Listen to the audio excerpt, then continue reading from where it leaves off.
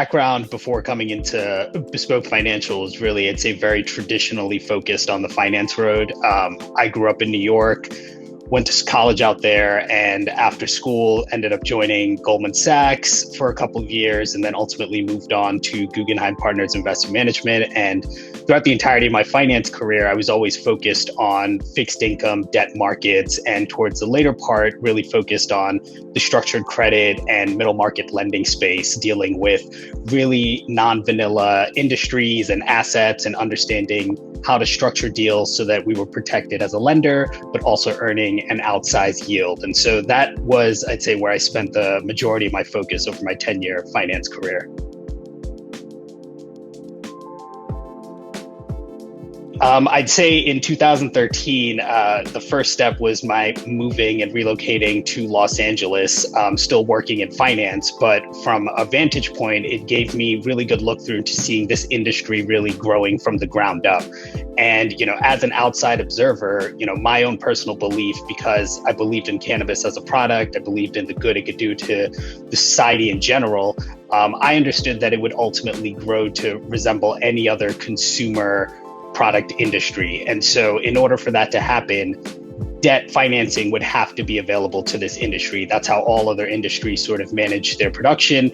And so what I saw was a compelling industry because I believed in the product, a compelling growth story because it was starting at the ground level, and a very defined and very obvious need that has just gotten more and more pronounced year over year. And so that was sort of all three factors combined to present a really compelling opportunity, I thought. And, it just seemed very exciting for me at that level where I was professionally to really move into an industry and really help begin building a whole industry that was servicing the cannabis space.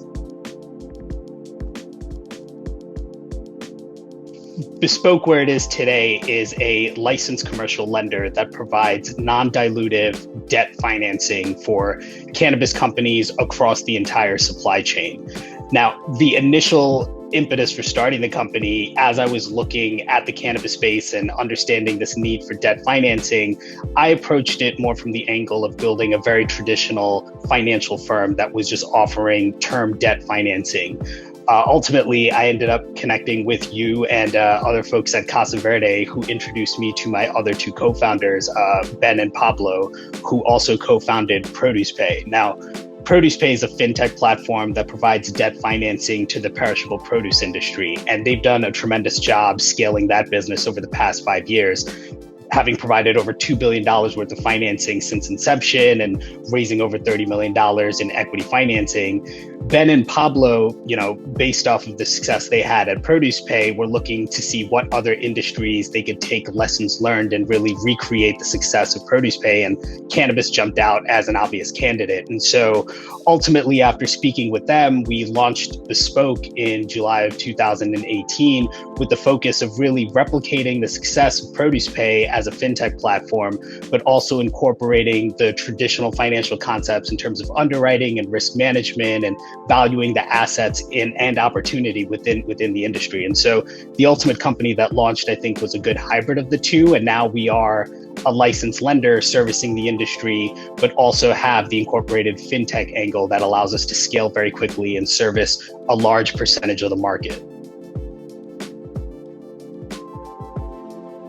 Sure, yeah. So I'd say, the first year of the company's existence was really spent addressing a lot of the hurdles that are keeping other lenders and capital providers from the industry. So the initial year was really spent in terms of repurposing a lot of the underwriting and risk management practices from ProducePay, getting our lenders licensed, raising our credit facility in order to have capital to originate these loans, and defining our first financing product.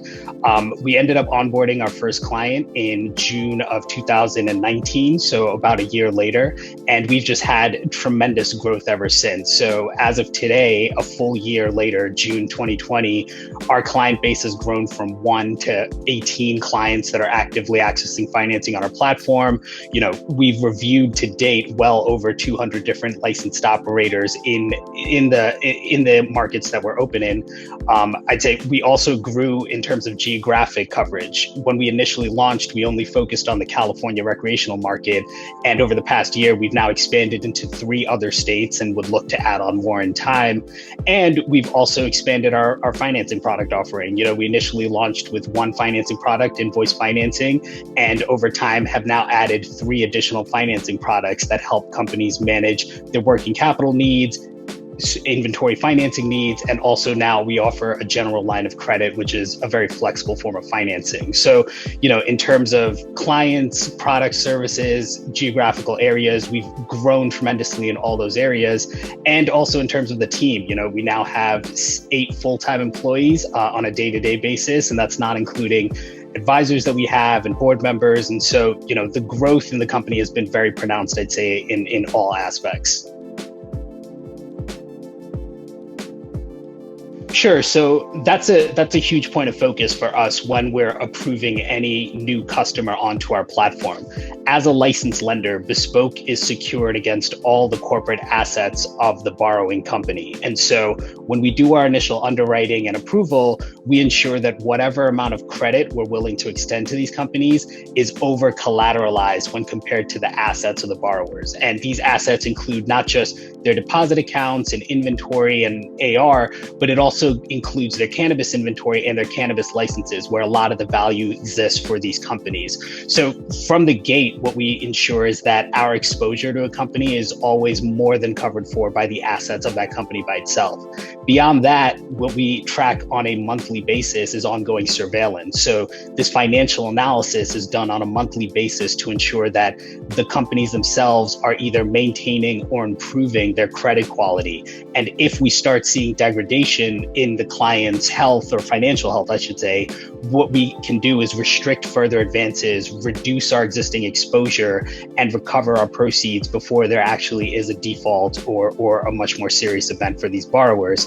And then if there is a default, if a company, is unable to make payments when due, again, we rely on our security interests in the assets of the company itself. So we are able to go then and, recover our proceeds through a liquidation of assets, whether it's inventory, whether it's collecting their AR, or ultimately facilitating the sale of their cannabis license itself.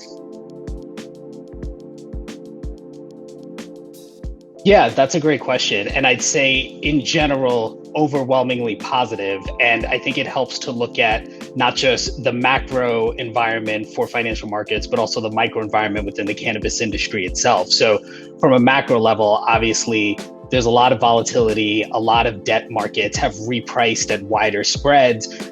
At the same time, we're seeing interest rates cut to zero. So as an investor, you're really torn between reaching for safe haven investments that offer virtually no return going forward, or reaching for high yielding opportunities that have just, where the risk is getting repriced on a regular basis. So in order to get into the double digits return context, you're having to reach for very distressed situations or workout situations that will take time. Compare that to sort of the opportunity we're offering to debt investors within the cannabis space, where you're starting off with an industry with very strong forecasted growth rates. You're dealing with a very stable consumer base, as evidenced by the consistent sales on a year-over-year basis.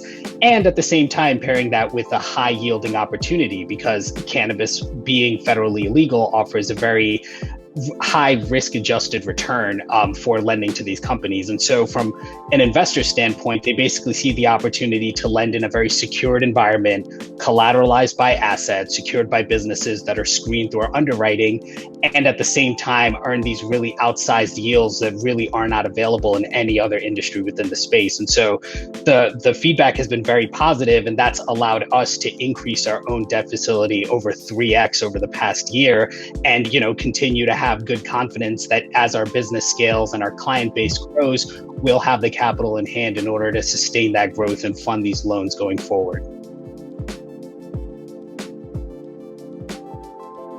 Yeah, I think the real exciting component of Bespoke isn't just, the lending and the day-to-day operations, even though that does by itself represent a tremendous opportunity. Whether we go into new states or develop new financing products, all of those are expanding on what we do on a day-to-day basis today.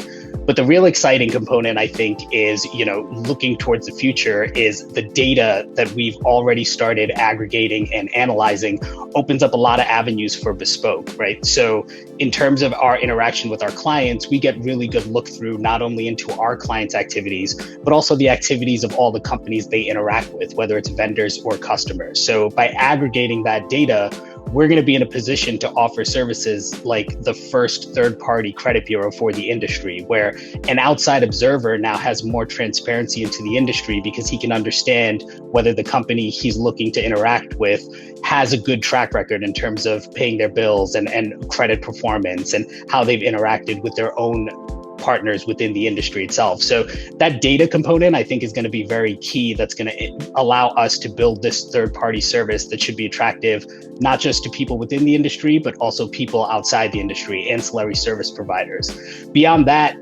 our vantage point in terms of sitting in between our clients and how they interact with their suppliers or customers opens up avenues in terms of offering a payment processing platform, some way that these companies can really manage paying their vendors and also collecting from their customers. Because keep in mind, the cost of doing business in this industry is still very high. And so by leveraging our integral standpoint within the operations of these companies, we can start offering efficiencies and platforms that sort of make their lives easier in terms of tracking payments, tracking collections, tracking orders.